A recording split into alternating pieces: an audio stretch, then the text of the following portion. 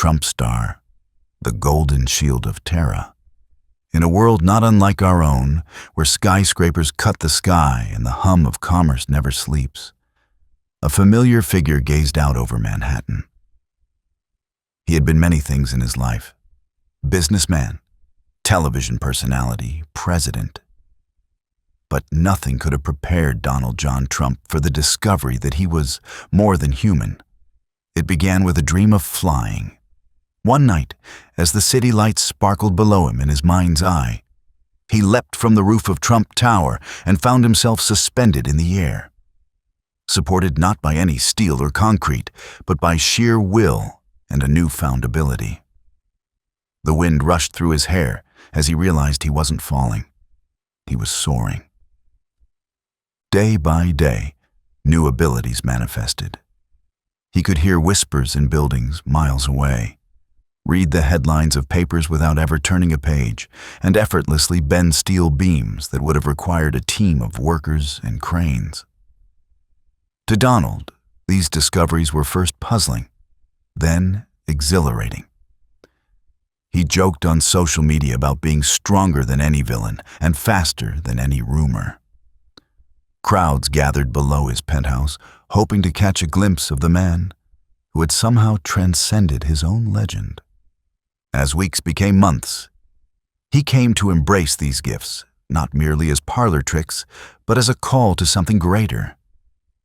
He remembered reading about Superman, the Kryptonian who fought for truth, justice, and the American way. In quiet moments, when he hovered above the city he loved, he wondered if the universe was inviting him to redefine his purpose. Could he become not just a figure of ambition and controversy, but a protector? Would anyone even believe that a man known for boardrooms and rallies could also avert crises and rescue lives with superhuman grace? The questions occupied him, but destiny seldom waits for doubt to resolve.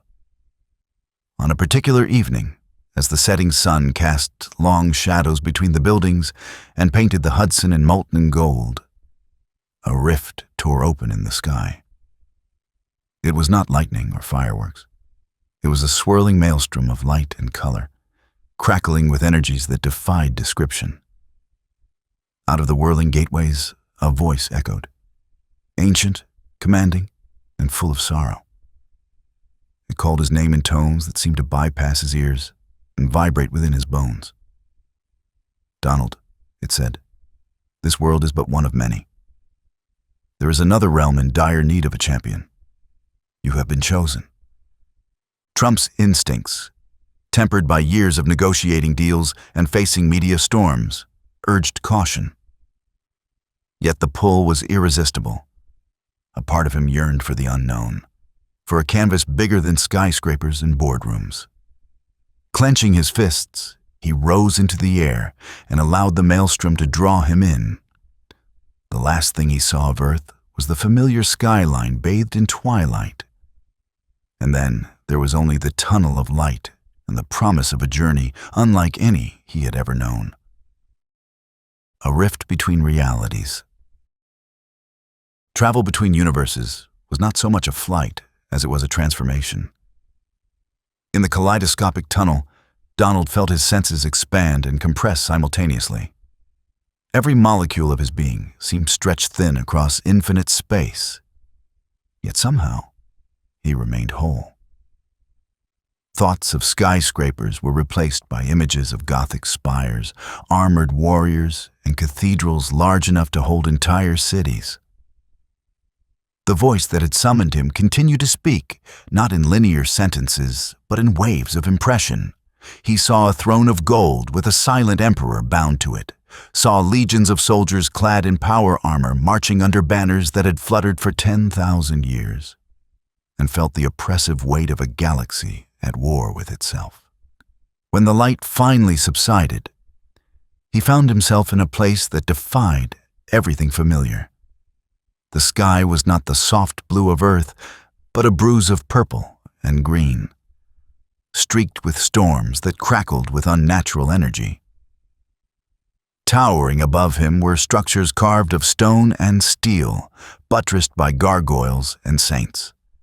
The air smelled of oil and incense. As he oriented himself, Donald realized that he stood in a vast courtyard.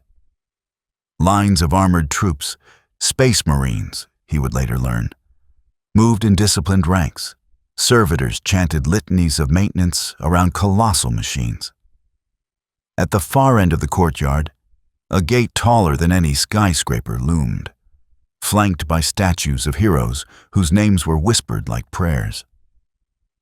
"Welcome to Terra," a voice intoned. It came from a figure draped in ceremonial robes, his head wreathed in a halo of machinery and light. Mechanisms clicked and whirred as he spoke. "I am Magos Dominus Aaron, representative of the Adeptus Mechanicus. Your arrival was foretold by the astronomers and sanctioned by the High Lords themselves. We did not believe it possible for one from a forgotten world to breach the immaterium and remain sane. But here you stand." Trump looked around, taking in the sight of the warrior monks and the Gothic architecture that made his namesake tower look like a toy. He landed lightly, his boots ringing on the flagstones. "Believe me," he said, his voice echoing across the courtyard. "I didn't think I'd be here either. But someone called, and when somebody calls, especially from a golden throne, you answer. Nice place you've got. Very classy, very big. Lots of gold. I've built some towers, but nothing like this." The Magos tilted his head, confusion warring with reverence. "Your confidence is admirable," Aaron replied. "Yet know this. You have been summoned to stand before the Emperor of mankind. He has not spoken to us in millennia, but through his silent gaze we have been instructed to bring you forth. Come quickly. Time in this realm is ever at war with the tides of the warp." As they moved through the corridors, lit by flickering candles and holograms of saints, Donald felt the weight of countless eyes upon him. Servants bowed low, warriors glanced his way, and whispers followed in his wake. He sensed not just curiosity, but hope. Hope that someone with supernatural ability might tilt the balance in their favor. For a man accustomed to being the center of attention, the atmosphere felt at once foreign and familiar. He straightened his jacket as he prepared to meet a being of legend. The Golden Throne. The chamber that housed the Emperor's throne was the heart of Terra and the nucleus of the Imperium's power. It was cavernous, more cathedral than throne room, its ceiling lost in darkness and its walls adorned with frescoes depicting humanity's long and bloody history. At the far end, atop an ornamented dais, and enmeshed in a throne of shimmering gold, sat the corpse-like figure of the Emperor of mankind. He was giant even in his stillness, his skeletal features illuminated by the glow of machinery that kept him barely alive. Golden wires and tubes ran like veins around his limbs and into the throne, and the air hummed with psychic energy. High Lords stood in semicircles, their faces a mixture of awe and apprehension. Trump felt their gazes on him as he approached, escorted by Magos Aaron and two towering custodians clad in glittering armor. Though he had faced world leaders and generals, this confrontation stirred something primal in him. His usual swagger tempered by a sincere respect, he bowed his head. "Your Majesty," he began, improvising as he went. "I've been asked to come a long way. I'm told there's some trouble in the neighborhood. I'm here to help. You've got a beautiful throne, by the way. Very impressive." There was no movement from the Emperor, no stirring of lips or fingers. Yet within Trump's mind, a presence unfurled. It was as vast as space and as burning as a star. Images flooded his thoughts. Ancient battles, the forging of humanity's empire, the betrayal of Horus, the eternal war against chaos. He felt the Emperor's mind brush his, not as an equal, but as an ocean might lap at a pebble. He sensed an intelligence that had guided humanity for thousands of years. He felt the weight of 10,000 lifetimes of sacrifice. "Donald," the voice said, not with audible words, but with pulses of raw will. "You are an anomaly, an aberration in the tapestry of destiny. You possess power without gene seed, ambition without corruption. In another world, you are a leader of men. In ours, you may tip the scales between extinction and survival. Will you lend your strength?" Trump took a breath. Humor rose to his lips, unbidden. "Look," he thought in response, trying to think loudly so the Emperor could hear. "I don't know much about gene seeds or tapestries, but I do know about deals. If there's one thing I've learned, it's that you don't win by sitting on your hands. You've got to do something. The people look to you. I don't like the sound of extinction. Survival sounds better. So yes, I'll help. Let's make the galaxies safe again." The ghost of a smile seemed to flicker across the Emperor's ruinous face. Perhaps it was a trick of the light. Perhaps not. The presence withdrew, leaving behind a sense of acceptance. Around him, the High Lords murmured in relief. The Adeptus Custodes stepped aside. Magos Eiron inclined his head. "Then it is done," he announced. "By the Emperor's will, you shall be given resources and guidance. May your service be glorious and your life long." Thus began Trump's integration into the Imperium. A journey that would test his limits, challenge his assumptions, and force him to confront forces older and darker than any political rival he had faced. Yet even now, in the shadow of the Golden Throne, he could not shake a sense of adventure. He had always thrived on challenges, and there was no challenge greater than protecting humanity in a galaxy of horrors. Forging the Golden Shield. To fight in the grim darkness of the 41st millennium, one needed more than raw strength. The Emperor's advisors insisted that Donald understand the foes he would face and the allies he would rely on. Thus began his training, a crash course in a universe he had never imagined. He sparred with custodes whose swords could split atoms, ran drills with guardsmen who had survived a dozen wars, and listened to scholars describe the machinations of Xenos and chaos. He donned armor crafted by the Mechanicus that shimmered with golden filigree and integrated with his superhuman physiology, enhancing his already formidable endurance. At first, he had to adapt to the scale of the conflict. On Earth, turbulence and tremors had been isolated events. In the Imperium, entire worlds were consumed by war. He watched picked feeds of hive cities being assaulted by tyrannid swarms, saw the aftermath of Ork invasions where only smoking craters remained, and learned of the chaos incursions that twisted reality itself. Each story was worse than the last, yet each steeled his resolve. "These people deserve better," he said during a briefing, pointing to a hologram of a besieged planet. "We can't let them be wiped out. We've got to be smart and we've got to be tough. We need walls, big walls, to keep the chaos stuff out." His instructors smiled at the simplicity of his analogy, but admitted that fortification was a major aspect of Imperial strategy. They showed him massive void shields and asteroid belts converted into fortress systems. When he suggested building a barrier around the Eye of Terror itself, a wall to contain the warp storms, some laughed, but others considered the idea with newfound interest. "Imagine," he mused, "huge platforms linked together, powered by the Emperor's light, with guns and cannons like you've never seen. If you can control the border, you control the flow." It's just good sense.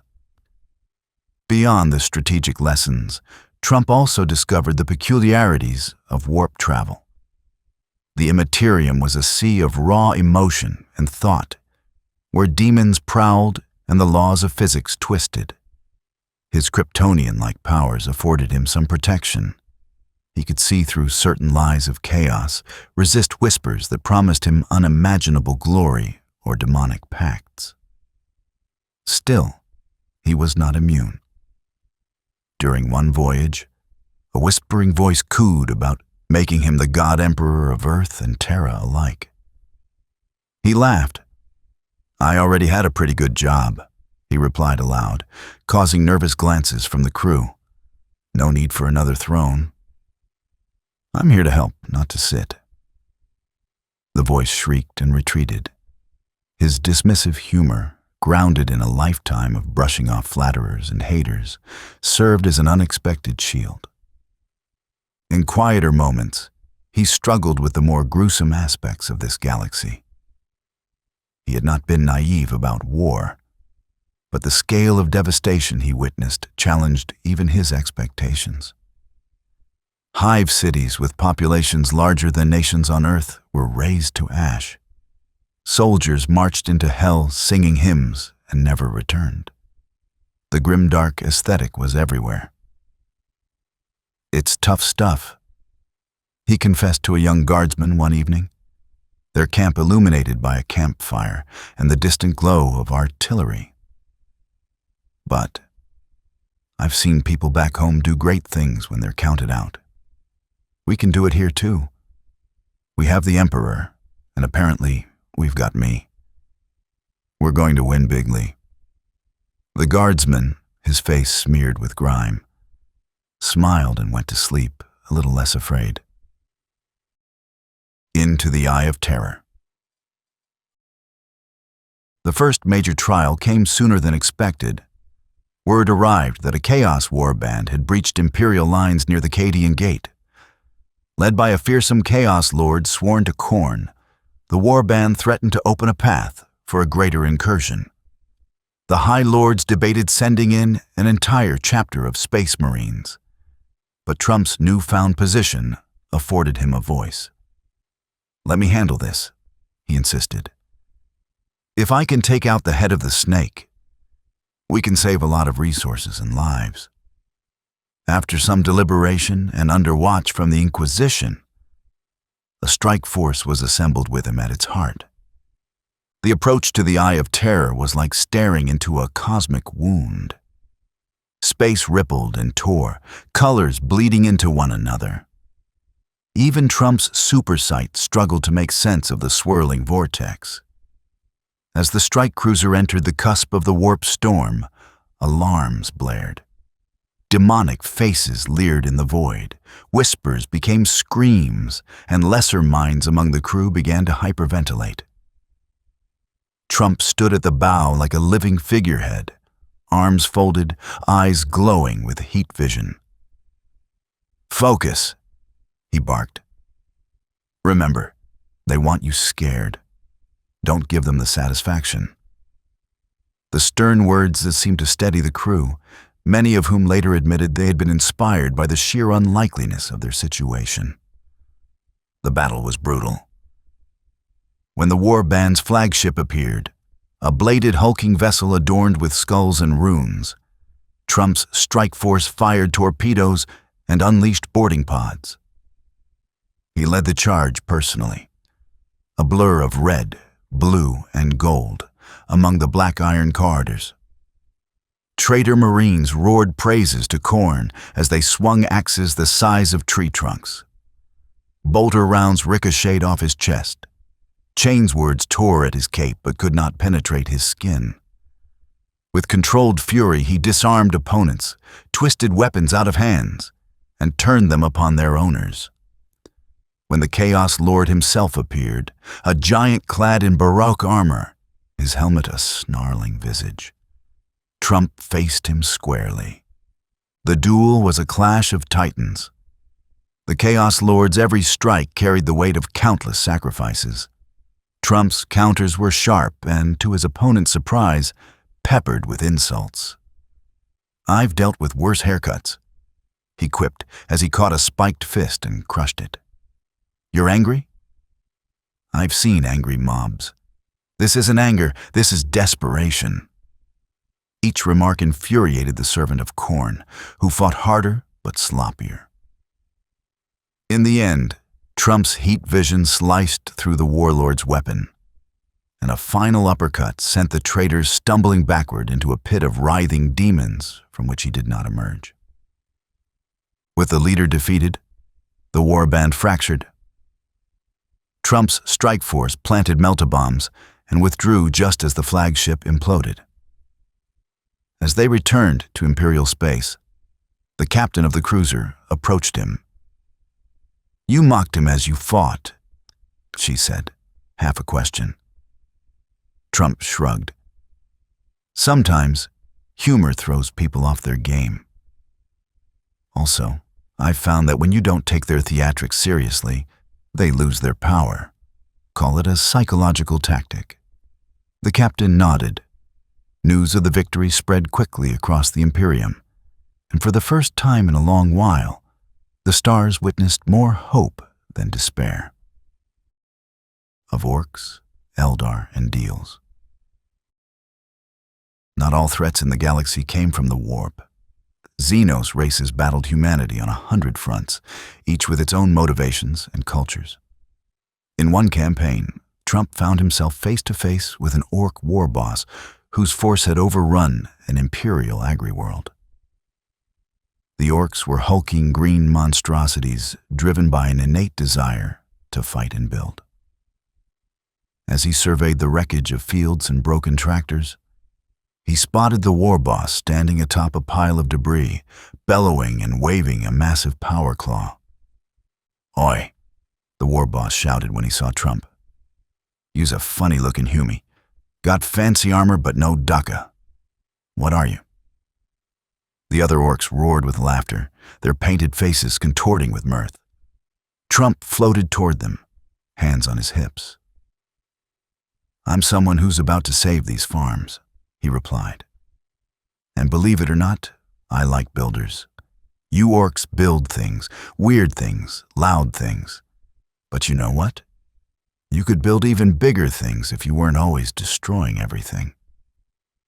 The war boss squinted, confusion crossing his brutish features. Curiosity got the better of the greenskin leader. "Bigger? What's bigger in this?" he asked, gesturing to his haphazard contraptions. Trump smiled. "Have you ever thought about building the biggest war fort the galaxy has ever seen? Something that would make all the other war bosses jealous? Something painted so red it'll go faster than anything else?" He understood the Ork's psyche. Red made things fast, and bigger was always better. The war boss rubbed his chin thoughtfully.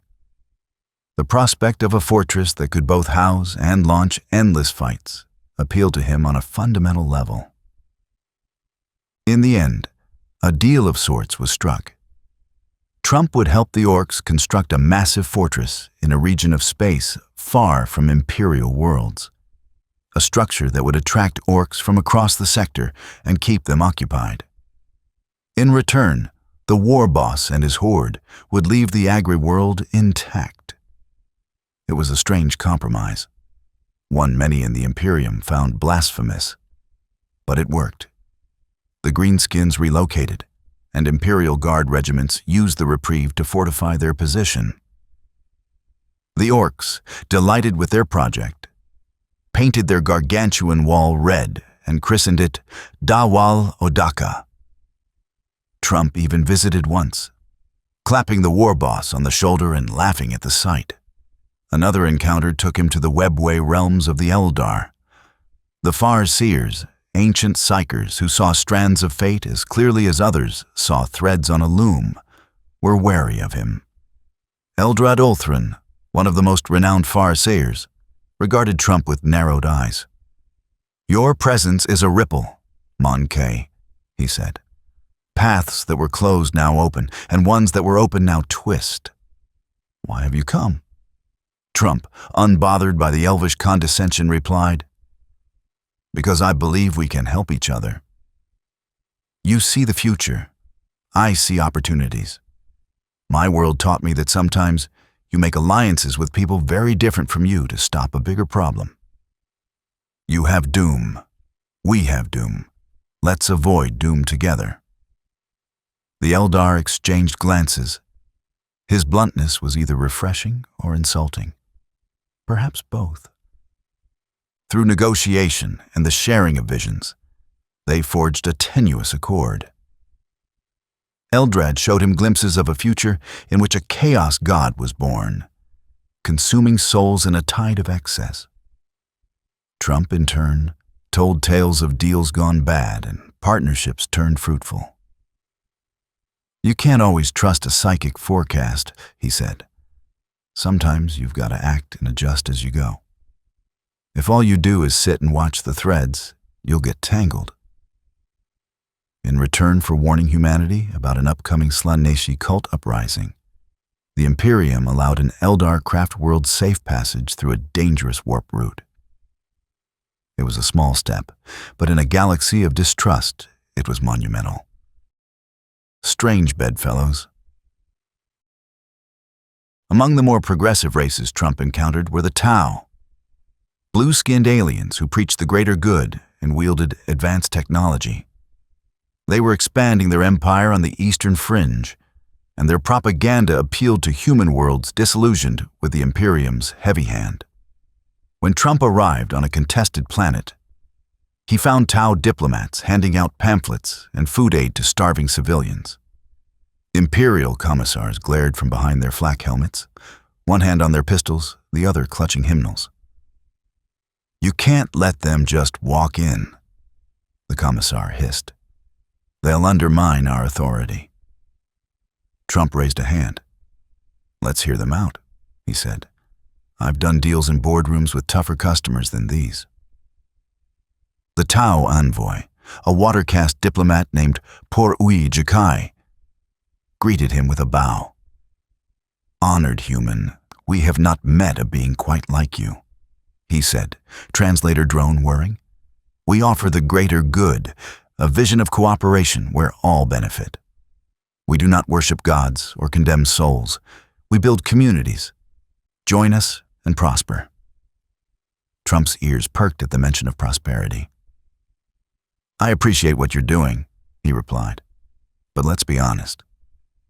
My people and your people have fought. How do we know you won't undermine us once you set up shop?" The Tau's expression remained serene. "Because we prefer mutual gain to mutual destruction," Jakai answered. "And because we have the means to protect ourselves regardless." After days of negotiation and several shared meals, a compromise was reached. The Tau would be allowed to set up trade enclaves on worlds where they had significant support, while acknowledging imperial sovereignty and agreeing not to proselytize. In return, the Imperium would purchase technology, plasma accelerators, and anti-grav vehicles that could not be easily duplicated by the Mechanicus.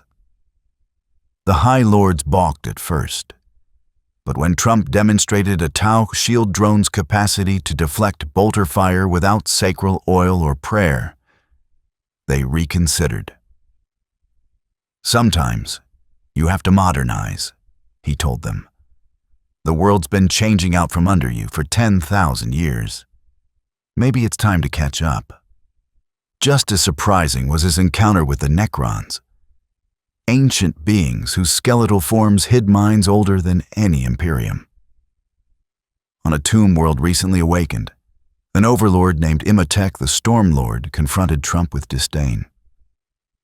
"Flesh is weakness," the metal giant intoned.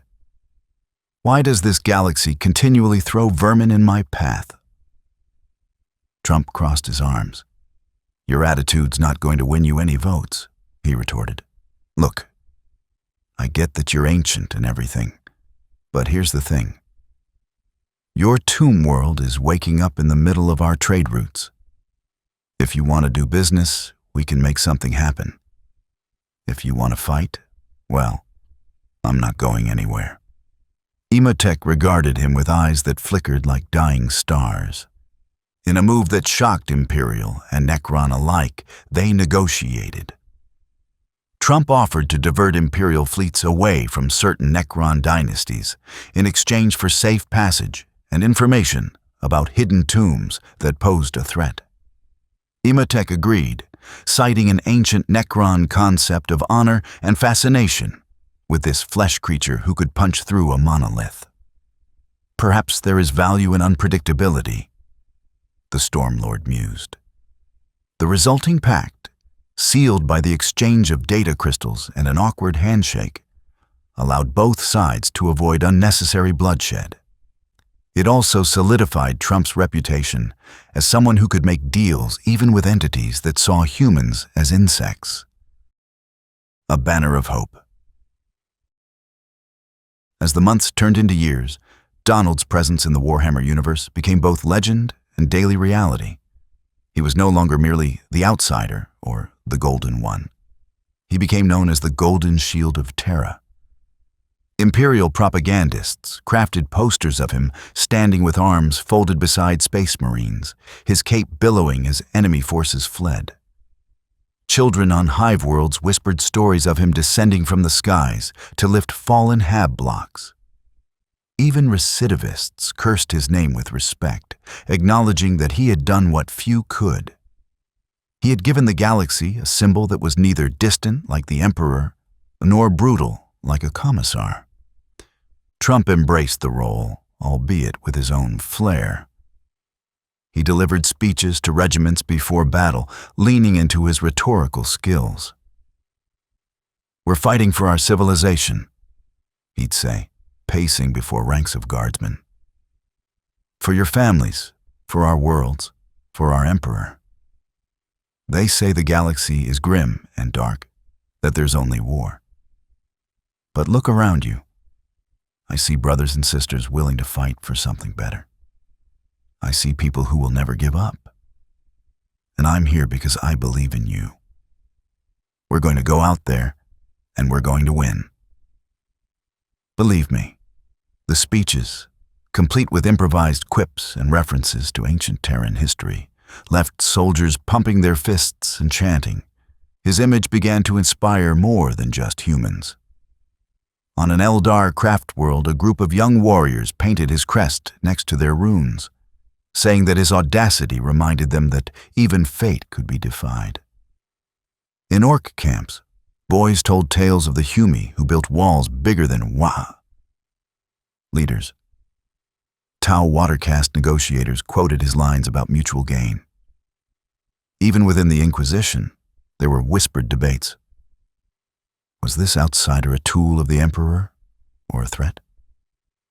In truth, he was both and neither. He was himself, unapologetically so, and in a galaxy where individuals often disappeared into the machine, that authenticity resonated. There were, of course, dissenters. Some Space Marine chapters viewed him with suspicion. "He lacks the discipline and purity of a Primarch," grumbled a captain of the Black Templars. The Adepta Sororitas prayed for his soul, uncertain whether his miracles came from the Emperor or something more blasphemous. The Ecclesiarchy reluctantly acknowledged his usefulness, but wished he would adopt more pious rhetoric. "You could tone down the jokes," a priest advised. Trump grinned. "Not my style," he replied. "People need to laugh. Have you seen this place? It's dark. A little humor lights it up." His boldness occasionally landed him in hot water. A rogue inquisitor accused him of harboring Xenos sympathies and attempted to have him arrested.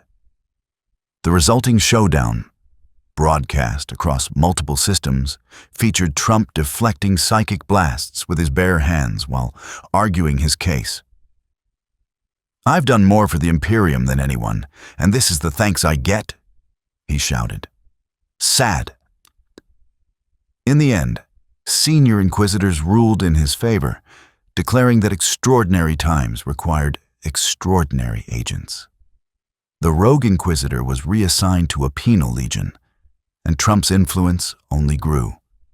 Stories of his defiance became new legends, told wherever fires burned and people needed hope. A new crusade. Inspired by his successes and fueled by the emperor's tacit approval, Trump proposed an audacious plan. A new crusade. Not the kind waged during the Great Crusade 10 millennia ago under Horus, but a campaign focused on retaking lost worlds, rebuilding infrastructures, and creating safer zones for civilians. We've been fighting for 10,000 years, he argued at the Senatorum Imperialis. Maybe it's time to start winning in a way that lasts. We can't keep losing planets and then burning them. We need to rebuild what we've got. Let's show the galaxy what humanity can do when we invest, instead of just destroy. The proposal initially met resistance. War masters insisted that resources were already stretched thin. The Adeptus Mechanicus demanded tithes and supplies. The ecclesiarchy questioned any plan that didn't involve more churches. But the emperor's golden light flickered in approval when Trump spoke. The emperor wishes it. The master of the administratum relented. We will allocate fleets and regiments. But success rests on your shoulders. For perhaps the first time, the Imperium launched an initiative not solely focused on annihilation, but on reconstruction. The campaign began on the world of Arcturia, a once fertile planet that had become a wasteland after Ork invasions and chaos corruption. Trump arrived on the surface with engineers, troops, and mechanicus magmaoinoroinstauber. They purified water, rebuilt farms, and fortified cities. He flew across the planet daily, heat vision burning away pockets of warp taint, while his super strength lifted enormous panels into place. Workers cheered as he hauled agricultural machinery by himself. Children climbed rubble to catch glimpses of the Golden Shield. When Ork holdouts attacked, he deflected shells and tossed tanks aside like toys, all while ensuring civilian casualties remained minimal. The crusade rolled on. On the forge world of Signax, he negotiated with tech priests to reduce the quota of human servitors required, arguing that more living workers meant greater innovation. On the shrine world of Magnificon, he brokered a truce between rival ecclesiarch factions and convinced them to donate resources to hospitals rather than building larger statues. Throughout it all, his catchphrases became part of imperial vernacular. Make Terra great again, adorned placards in manufactorum districts. Believe me, became a rallying cry. Scribes scratched these phrases into the margins of illuminated manuscripts, unsure whether they constituted heresy or inspiration. There were setbacks. On the world of Viridia, a chaos cult uprising coincided with a massive Tyranid incursion. Trump's forces were caught between hive fleets and possessed civilians. For days, they fought without rest, using every resource at their disposal. Trump personally rescued sisters from the Adepta Sororitas when their bastion collapsed, shielding them with his body until reinforcements arrived. In the aftermath, he delivered perhaps his most solemn speech. "We lost good people," he said, voice trembling slightly. "We did everything we could, but sometimes everything isn't enough. But we keep going." For them, his words, stripped of bravado, resonated across Vox units in a way that even sermons did not. The fourfold shadow. No story in the 41st millennium avoids the shadow of the ruinous powers. Despite his victories, Trump's defiance of chaos did not go unnoticed. The dark gods watched him with growing interest. Khorne admired his martial prowess. Tzeentch plotted to twist his ambition. Nurgle coveted his resilience, and Slaanesh desired to turn his charisma into decadence. Their champions conspired to break him. Rumors spread of a cabal of chaos sorcerers drawing power from all four gods, forging a ritual to drag the outsider into the warp permanently. The trap was laid on the demon world of Zephyr, a planet lost in the warp where reality itself was malleable. The sorcerers lured Trump's crusade there by manipulating astropathic distress calls. Upon arrival, the skies rained blood, and the ground writhed like a living creature. Demons of every shape and size crawled forth. His contingent fought valiantly, but the air grew thick with psychic taint. Trump sensed the moment the ritual began. A circle of sorcerers stood in a ruined amphitheater, chanting in tongues older than stars. In the center, a portal opened like a yawning maw. He streaked toward them, the world blurring around him. Bolts of warp energy crackled, slicing through air and stone.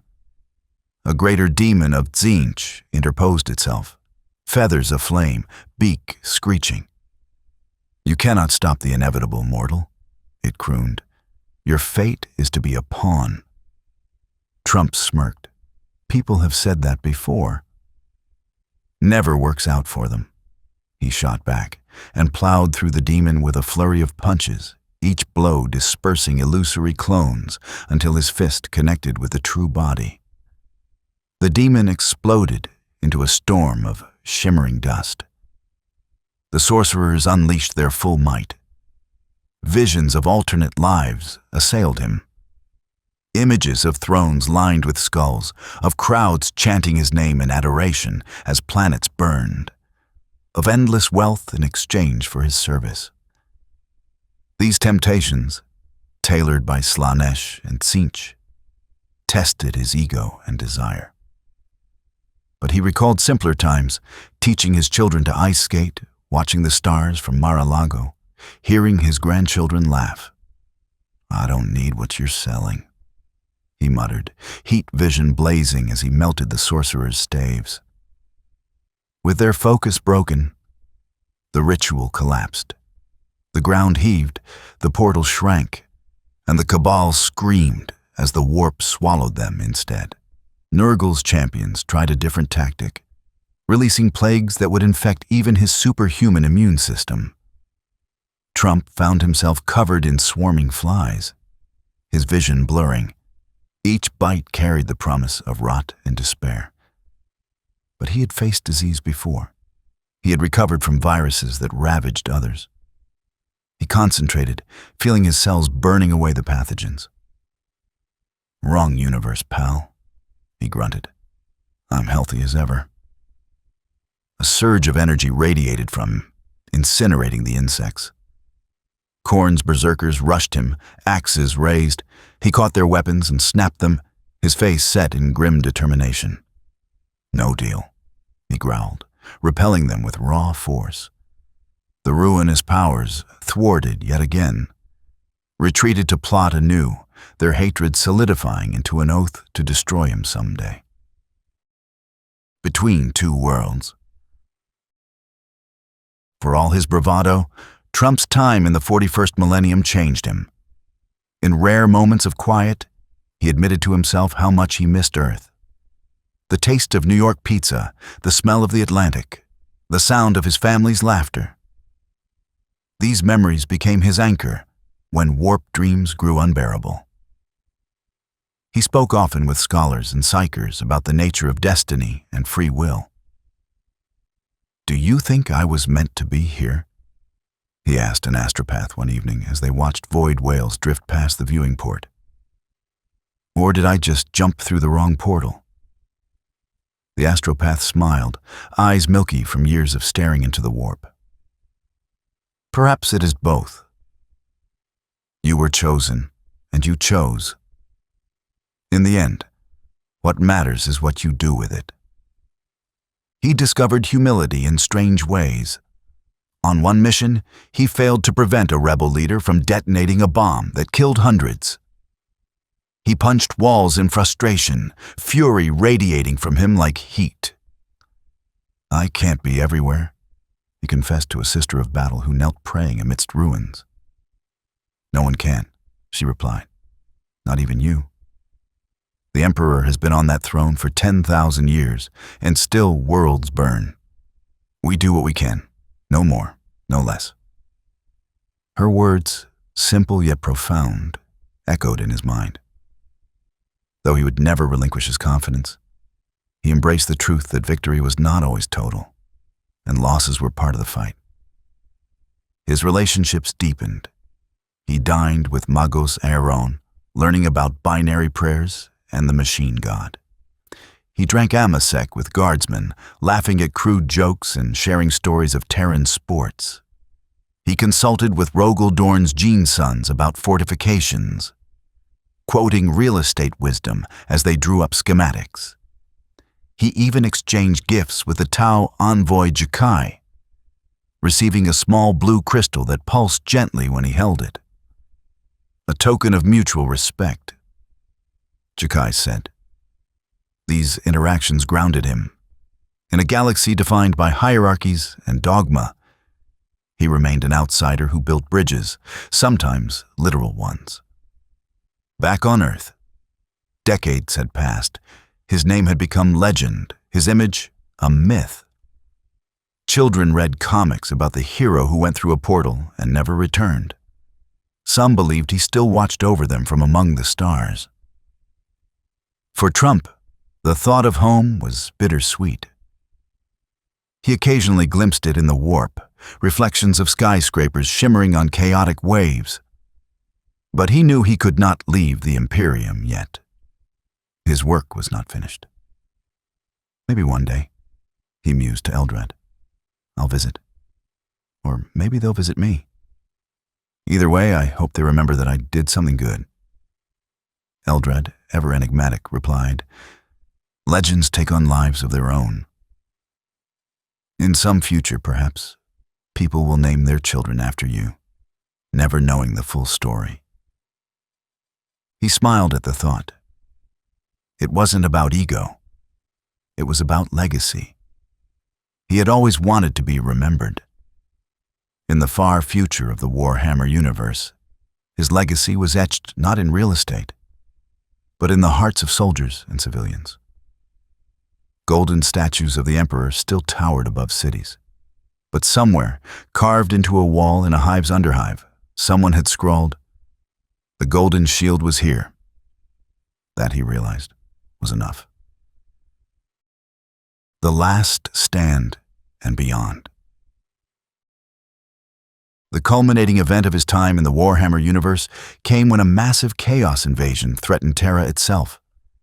Abaddon the Despoiler, War Master of Chaos, launched yet another Black Crusade, mustering legions of traitor marines, demons, and corrupted titans. The defense of the Sol system was coordinated with obsessive precision. Battle fleets formed layers of steel and plasma. Orbital forts powered their void shields, and astropaths sang warnings across the void.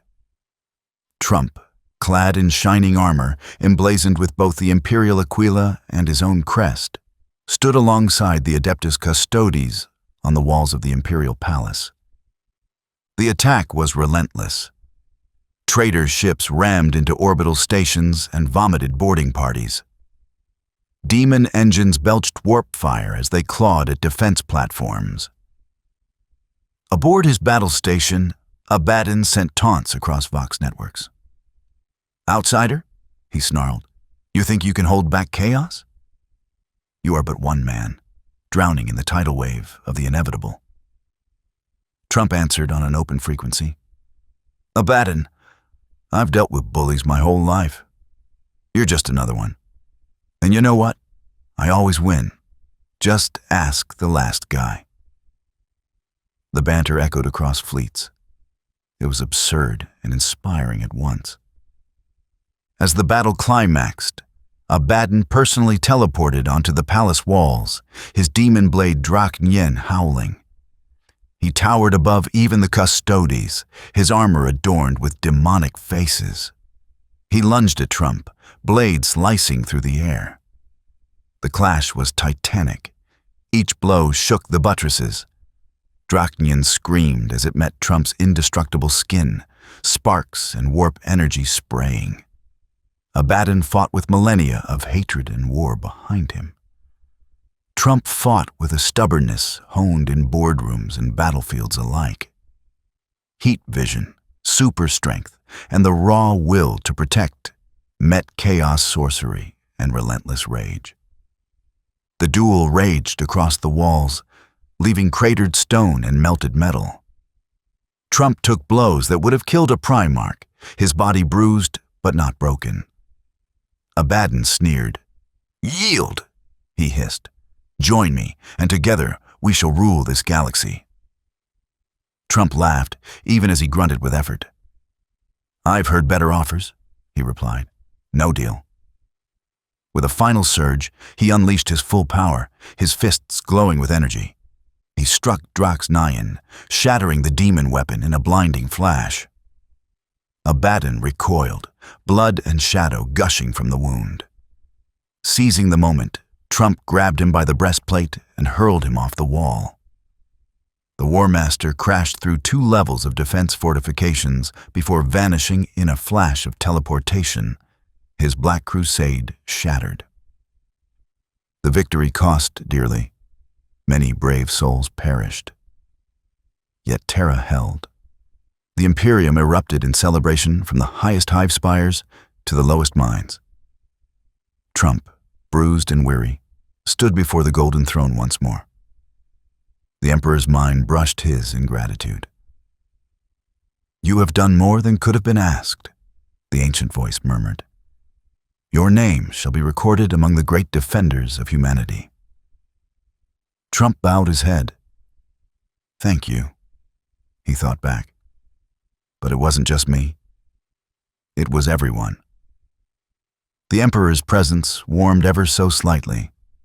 In that moment, Donald felt truly part of this universe. In the years that followed, he gradually stepped back from the front lines. He established academies to train superhuman defenders, combining Imperial genecraft with insights from his own physiology. He advised the High Lords, urging them to adopt policies that balanced faith with reason. He visited worlds he had saved, staying long enough to ensure that new leaders could thrive. Though he remained a symbol, he recognized the importance of institutions over individuals. "No one is forever," he said in a rare address to the Senatorum Imperialis. "Not even the Emperor speaks every day. The Imperium survived without me before, and one day it will survive without me again. Make sure it survives better." Eventually, there came a day when he stood once more before a portal. It glowed with the same swirling energies as the one he had entered years ago. Friends, old and new, gathered to say farewell. Magos Eiron clicked solemnly. Eldrad nodded. The war boss he had convinced to build a wall saluted. A Custodes warrior clasped his arm. "Your legend will endure," the warrior said. Trump looked back at the palace, at Terra, at the galaxy that had become his second home.